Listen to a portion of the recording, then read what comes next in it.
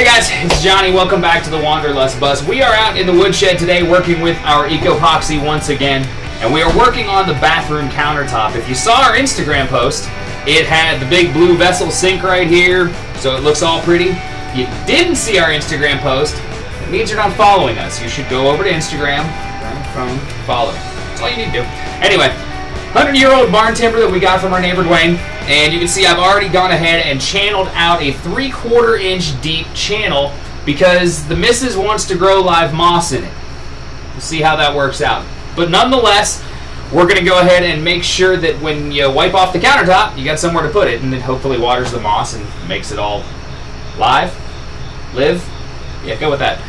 So I've also gone ahead before you guys got here and taped off the outside edge of this to kind of create a dam to keep the epoxy from running down over the sides, and it'll help even out the top because we've got a little deviation from the separation of the boards. So with that, we need to start mixing up epoxy and start getting this thing covered with, well, epoxy. So I still need to grab one more paintbrush and we'll get started.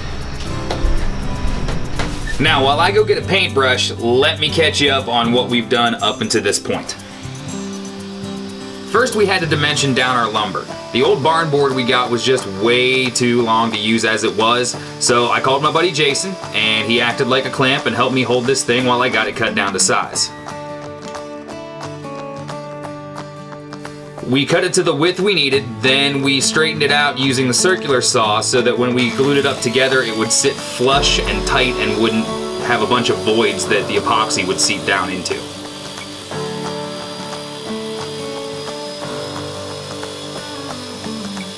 So then I grabbed my air compressor and blew about 3,000 gallons of air at every nook and cranny in this thing to get it clean as possible for the epoxy coating.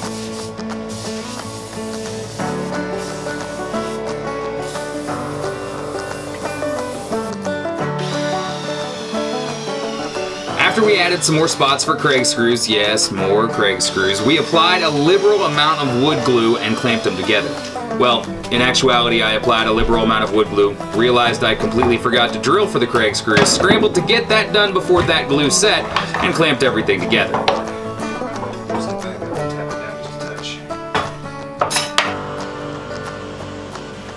Once the glue had cured overnight and everything was nice and tight, I channeled my inner Roy Underhill and broke out the chisels.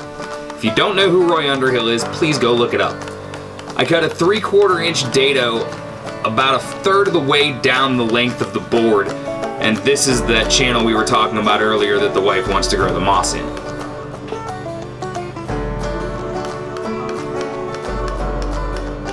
There, now you're all caught up and we can get back to what we were doing.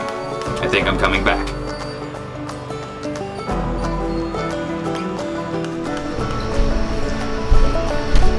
Alright, so couldn't find another paintbrush, so we're gonna go with what we got.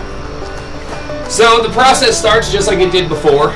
Our EcoPoxy is a all-natural, completely clean, great product. And once it solidifies, it'll make this nice and smooth and completely waterproof. Actually, that piece back there, if you can see it, has the EcoPoxy on it, and we actually left it sitting outside by accident. And it has fared the weather for a couple of weeks absolutely fine. And the pine behind it is what it started out as, so gives you an idea of how well this stuff works. So we need to start by mixing this up, and then we'll get to the next step after we get this all mixed.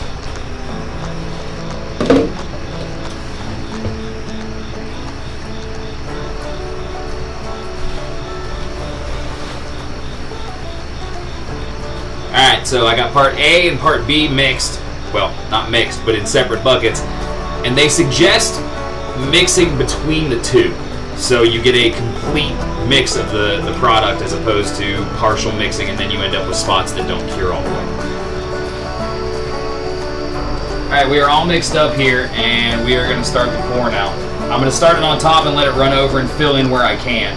So we're going to start on the far end and fill in back and forth, and then I'll use the roller over here to make it a little bit smoother.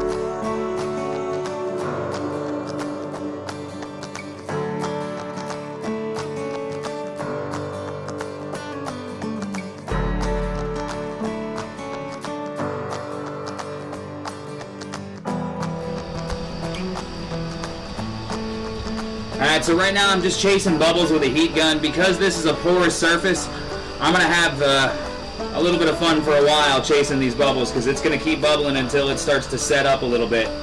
And as long as I keep the heat gun on it and keep it running over them, I shouldn't have an issue. So I guess what I'll do is I'll come back when this is done and show you what the finished product looks like.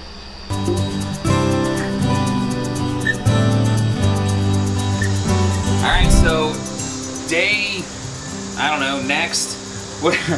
We've done so many projects recently, I have no idea where I'm at. But the epoxy is now cured. We have gotten the EcoPoxy on last night. It cured for about 24 hours, and we are back out here. We're going to take the tape off that has that kept it from running all over the table out the sides.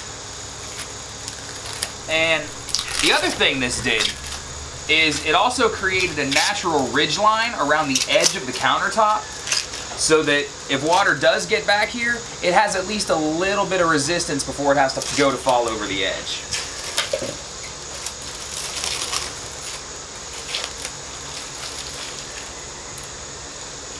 Alright, now I just got to trim off the little beads that built up last night, and this can get ready to get installed.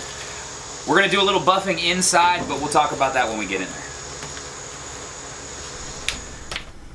Alright, so now that we've got the positioning handled, we now have to drill for the sink. And I've got it marked out where it's going to go, and now all that's left is to drill through it and get the sink set in place.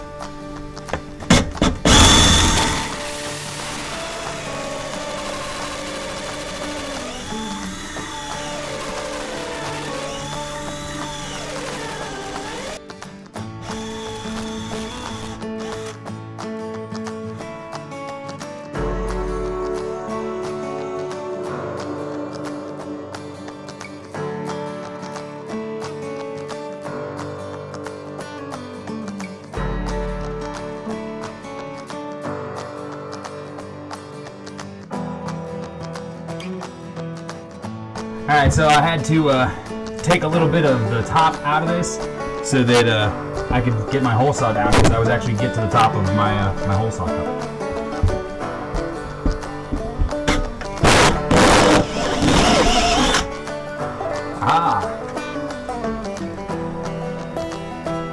Alright, that is that. Now we have a place to stick our sink. Alright, so because of the thickness of this countertop, it's roughly 2 inches thick. The hardware will not allow me to just screw to the bottom of it. The stem won't come down all the way to the countertop, so I need to make a relief cut on the underside. What I found with the first one, I did it with a router, but because this is a smaller hole, I've drilled halfway through it with my hole saw so that the pilot hole is coming out, and now I'm going to drill up to make a relief with the Forstner bit. So, just drive it through here.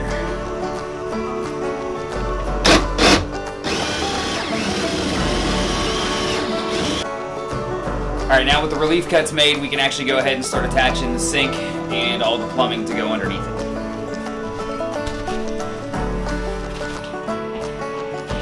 Alright, so now that we've got the holes drilled for the faucet and the sink, we can go ahead and get this stuff mounted.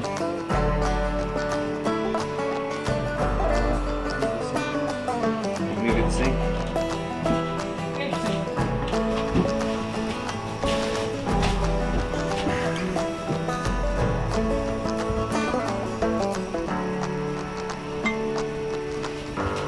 Alright.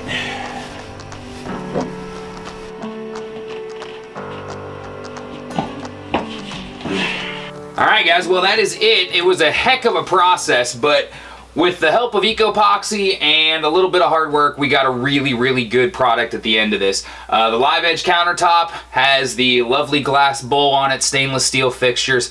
We're very happy with it. And as you saw in the video, we did a lot of other stuff to get to this point, and if you want to check that out, you can. It's the other bathroom video that I'll put on the playlist, either when it gets up or when it's already up, depending on when you're watching this.